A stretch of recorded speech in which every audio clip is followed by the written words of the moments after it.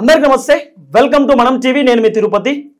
తెలంగాణ మాజీ ముఖ్యమంత్రి BRS party అధినేత కల్వకుంట్ల చంద్రశేఖరరావు గారితో కేటీఆర్ హరీష్ రావు భేటీ అయినటువంటి పరిస్థితి.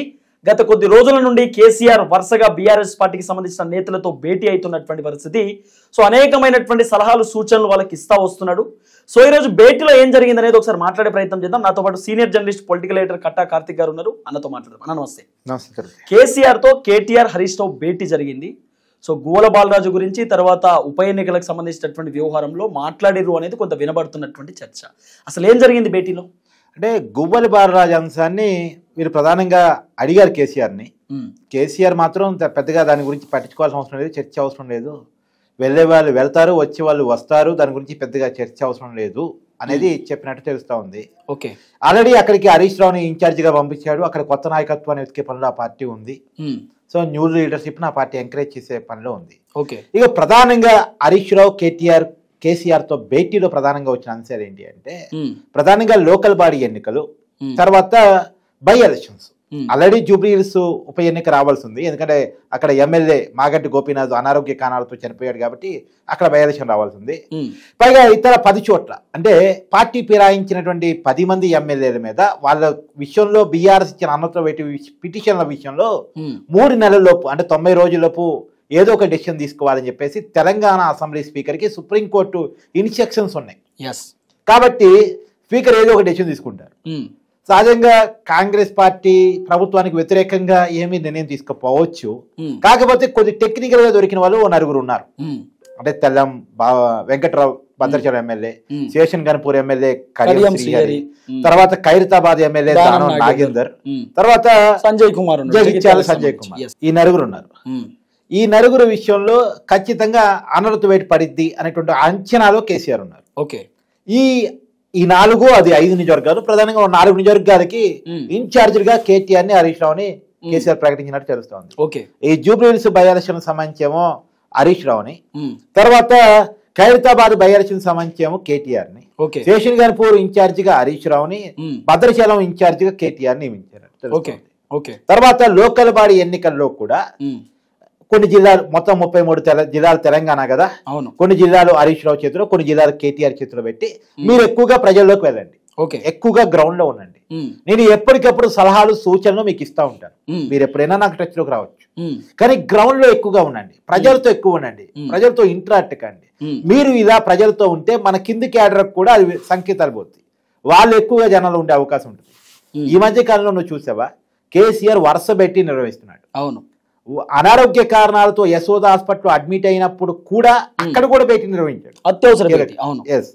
కాబట్టి కేసీఆర్ చాలా సీరియస్ గా ఉన్నాడు. రెండోది, కొంతమంది హరీష్ రావు కేటీఆర్ ఎవరో ఒకరు చెప్పారంట కేసీఆర్ దృష్టికి, కొంతమంది ఎమ్మెల్యేలు మన పార్టీ నుంచి పోయిన వాళ్ళు మళ్ళీ తిరిగి రావడానికి సుముఖంగా ఉన్నారు, వాళ్ళ విషయంలో మన స్టాండ్ ఎలా ఉండాలి అన్నప్పుడు వాళ్ళని మీరు తీసుకొస్తే మీకు కూడా ఎంట్రీ ఉండదు లోపలికి.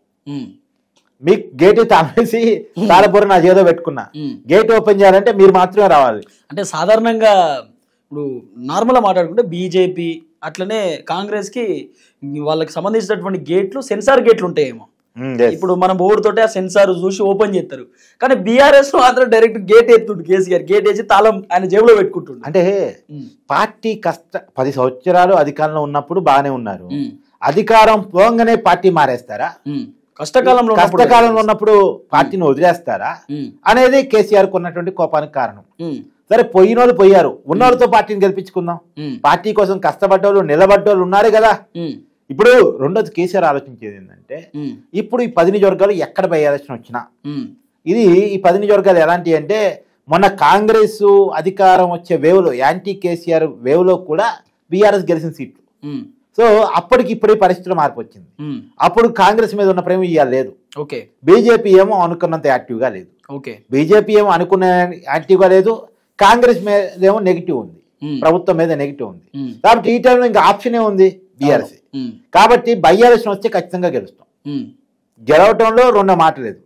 కాబట్టి బై ఎలక్షన్ అంటే రెండోది, బై ఎలక్షన్ వల్ల వచ్చే ప్రయోజనాల గురించి కేసీఆర్ తెలిసినంత ఎవరికి తెలియదు. అవును, ఎందుకంటే ఒకప్పుడు టీఆర్ఎస్, ఇప్పుడు బీఆర్ఎస్ అని. ఒకప్పుడు టీఆర్ఎస్ బై ఎలక్షన్ తో ఎదిగిన పార్టీ, అవును, అదే బై ఎలక్షన్ తో పోయిన పార్టీ. యాక్చువల్గా మొన్న 2010 తర్వాత వచ్చిన బై ఎలక్షన్స్ లో ఫస్ట్ లో బాగానే గెలిచింది పార్టీ. అవును, వాస్తవం. తర్వాత దుబ్బాక హుజూరాబాద్ లో ఓడిపోయింది. మునుగోడులో గెలిచిన ఓడినంత పని. అంతే అంతే అంతే. కాబట్టి బీఆర్ఎస్ కేరికతం అవుతుంది అనుకున్నది బై ఎలక్షన్ నుంచి అర్థమైపోయింది. తర్వాత పార్లమెంట్ లో కూడా ఎప్పుడైతే కాంగ్రెస్ అధికారంలోకి వచ్చిందో అప్పుడు కూడా కొంత ఇబ్బంది పడ్డారు కదా, ఎమ్మెల్సీలో కూడా విపరీతమైనటువంటి ఇబ్బంది పడ్డారు. అంటే కాబట్టి ఇప్పుడు బై ఎలక్షన్స్ లో గెలిస్తే మళ్ళీ పార్టీ కూపు వస్తుంది, ఉత్తేజం వస్తుంది, కేసీఆర్ పట్ల కేసీఆర్ ఇమేజ్ పెరిగింది, కాంగ్రెస్ ప్రభుత్వం నెగిటివ్నెస్ నడుస్తుంది అనేది పోద్ది. కాబట్టి ఇప్పుడు బై ఎలక్షన్స్ అనేది చాలా ఇంపార్టెంట్ అని కేసీఆర్ చూస్తున్నారు. ఇప్పుడు ఖచ్చితంగా కేసీఆర్ ఆలోచన ప్రకారం ఒక 3 నుంచి 4 చోట్ల ఖచ్చితంగా బై ఎలక్షన్ వస్తుంది. జూబ్లీస్ ఉండనే ఉంది. అది కాక లోకల్ బై ఎలక్షన్స్ దాదాపు అంటే sarpanch, MPTC, ZPTC, municipality, corporation, GHMC అంటే కార్పొరేషన్ లో భాగంగా. కాబట్టి ఈ ఎన్నికల్లో కనుక గెలిస్తే వీటన్నిటిలో మెజార్టీని సాధించగలిగితే సహజంగా లోకల్ బాడీలు అధికారంలో ఉన్న వాళ్ళకి ఫేవర్గా ఉంటాయి. కానీ కాంగ్రెస్ పార్టీ కొంత యాంటీ ఇన్కన్వెన్సీ ఉన్నటువంటి పరిస్థితుల్లో మనం ఉన్నంతలో పర్ఫార్మెన్స్ చూపించిన చాలు. ఏదో కాంగ్రెస్ మీద ఎక్కువ రాకపోయినా పర్లేదు, మన పర్ఫార్మెన్స్ బెటర్ అనుకుంటే చాలు. జిహెచ్ఎంసీని మళ్ళీ తిరిగి మనం గెలిపించుకుంటే చాలు. ఎందుకంటే జిహెచ్ఎంసీ అనేది చాలా ప్రధానమైంది. జిహెచ్ఎంసీలో 150 కార్పొరేటర్లు ఉంటాయి. 2 సార్లు జిహెచ్ఎంసీ ఎన్నికల్లో కూడా అప్పటి టీఆర్ఎస్ అధికారంలోకి వచ్చింది. దీన్ని మళ్ళా తిరిగి నిలబెట్టుకోగలిగితే ఆ ప్రభావం రాష్ట్ర వ్యాప్తంగా పడింది. హైదరాబాద్ సిటీలో కాంగ్రెస్ పెద్ద ఓట్ బ్యాంక్ లేదు. అసెంబ్లీ ఎన్నికల్లో చూసావు, నువ్వు పార్లమెంట్ ఎన్నికల్లో చూసావు. జిహెచ్ఎంసీ పరిధిలో కాంగ్రెస్ పెద్ద గెలిపించే పరిస్థితి లేదు. బీజేపీ అంటావా, బీజేపీకి ఓటింగ్ ఉన్నా శక్తి ఉన్నా ఆ పార్టీ అంత యాక్టివ్ గా లేదు. పైగా బీజేపీలో కూడా వర్గ భేదాలు. ఈటెల రాజేంద్ర వర్సెస్ బండి సంజయ్. రామచంద్రరావు గారికి పార్టీ ప్రెసిడెంట్ ఇవ్వడం చాలా మందికి ఇష్టం లేదు. ఆయన పెద్ద ఒక రకంగా మాసివ్ లీడర్షిప్ కాదైంది. కాబట్టి ఈ అవకాశాన్ని మనం సద్వినియోగం చేసుకొని మన పార్టీని స్ట్రెంథన్ చేసుకొని వచ్చే ప్రతి ఎలక్షన్స్ లో పార్టీని కనుక విజయ డంకాల వైపు మోగించగలిగితే 2028 అధికారం మందే. ఇది కేసీఆర్ స్ట్రాటజీ. ఇది చాలా క్లియర్ గా పార్టీ నాయకులకు హరీష్ రావుకి, కేటీఆర్ కి ఉద్బోధ చేశాడు. మీరు వీలైనంతగా పార్టీ ఆటోమేటిక్ గా గెలుస్తుంది. మీరు ఉండాల్సిందల్లా గ్రౌండ్ లో ఉండాలి. మీరు ప్రజలతో టచ్ లో ఉండాలి. మీరు ప్రజల్లో టచ్ లో ఉంటే కేసీఆర్ ఆటోమేటిక్ గా జనాల్లో ఉన్నట్టు లెక్క. కేసీఆర్ ఎప్పుడు కూడా ఏం చెప్తాడు, మీరు బలంగా ఉంటే సమస్య నా దగ్గర రాదు, మీరు బలహీనంగా ఉంటేనే సమస్య నా దగ్గరకు వస్తుంది. నా దాకా సమస్య వచ్చేదాకా చేసుకోకండి. అంటే సాధారణంగా కేసీఆర్ కలుస్తలేడు అంటారు కదా, ఆ మాట గురించి కావచ్చు. అసలు కేసీఆర్ ఒక టైంలో ఒక ఉదాహరణ చెప్పాడు.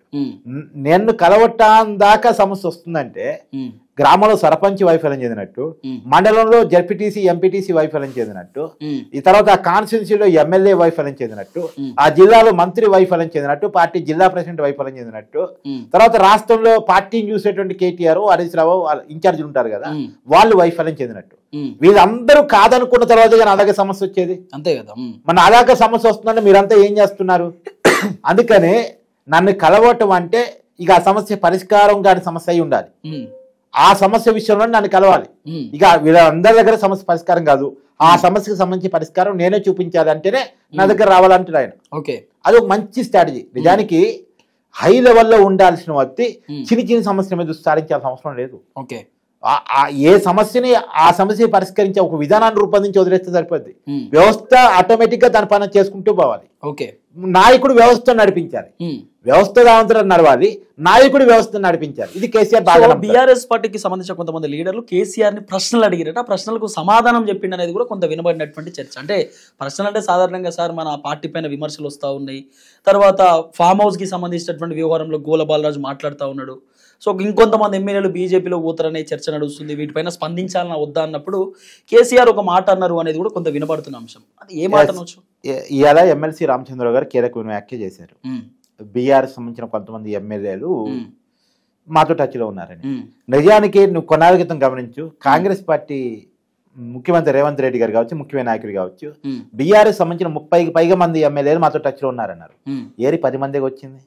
ఆ 10 మందిలో కూడా ఎవరు కాంగ్రెస్ ఉన్నారో తెలియదు, ఎవరు తిరిగి మళ్ళీ బీఆర్ఎస్ లో పోయారో తెలియదు. పార్టీ పేరు చెప్పుకునే పరిస్థితి కూడా లేదు. ఇప్పుడు గూడెం మైపాల్ రెడ్డి ఉన్నాడు, నువ్వు పోయి ఏ పార్టీలో ఉన్నావు అడుగు, అవి వెనకాల కేసీఆర్ బొమ్మ ఉంటుంది. మన మీడియా ఛానల్ ఇంటర్వ్యూలో మీరు ఏ పార్టీలో ఉన్నారో సార్ అంటే ఉండాల్సిన పార్టీలోనే ఉన్నారు. ఉండాల్సిన పార్టీ ఏంది? నీ పార్టీ పేరు చెప్పుకోగలగాలి కదా. ధైర్యంగా నేను కాంగ్రెస్ లో ఉన్నాను లేదా బీఆర్ఎస్ లోనే ఉన్నాను చెప్పుకోగలిగారు కదా.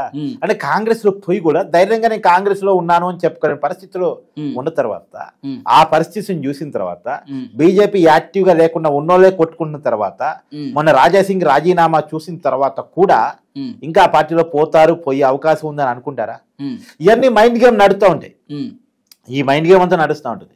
మీ పనిలో మీరు ఉండండి. ఇది కేసీఆర్ చెప్పిన మాట. మనం గ్రౌండ్ లో ప్రజల్లో ఉంటే ఎవరు పార్టీ మారటానికి ముందుకు పోడు, భయపడతాడు. ఎప్పుడు పార్టీ మారతాడు? ఇక ఈ పార్టీలో అధికారం రాదు, ఈ పార్టీకి ఛాన్స్ లేదు అనుకున్నప్పుడు పార్టీ మారతాడు. కానీ ఈ పార్టీ జనంలో ఇమేజ్ పెరుగుతుంది, కేసీఆర్కి వెళ్ళి జనం చూస్తున్నారు అనుకున్నప్పుడు మారాలనుకునేవాడు కూడా తిరిగి ఆలోచిస్తాడు. ఇది కేసీఆర్ చెప్పిన మాట. So thank you so much Karthik అన్న. చూద్దాం ఏం జరగబోతుంది.